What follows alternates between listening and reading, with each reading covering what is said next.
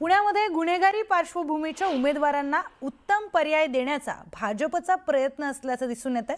हा प्रकार प्रभाग क्रमांक 23 रविवार पेठ नाना पेठमध्ये बऱ्याच अंशी यशस्वी झाल्याचं देखील दिसून येतंय। गुन्हेगारांचं प्राबल्य असलेल्या या भागामध्ये सुशिक्षित चेहरा म्हणून ऋतुजा गडाळे यांना लक्ष्मी आंदेकरांच्या विरोधात उमेदवारी देण्यात आली आहे।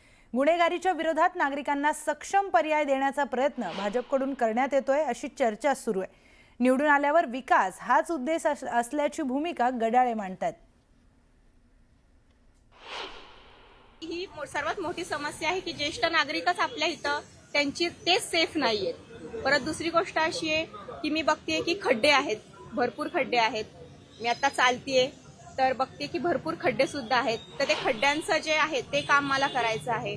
परत तिसरी गोष्ट आहे की आपल्याकडे क्रीडांगण, मुलांना खेळायला क्रीडांगण खूप कमी आहेत, तर ते परत महिलांची सुरक्षा, लहान मुलांना क्रीडांगण, परत ज्येष्ठ नागरिकांसाठी मला काही ना काहीतरी करायचं आहे। मी आता प्रभाग फिरतेय तर मी बघतेय की भरपूर अंध अपंग मी बघतेय प्रभागामध्ये, तर त्यांच्यासाठी मला काहीतरी करायचं आहे।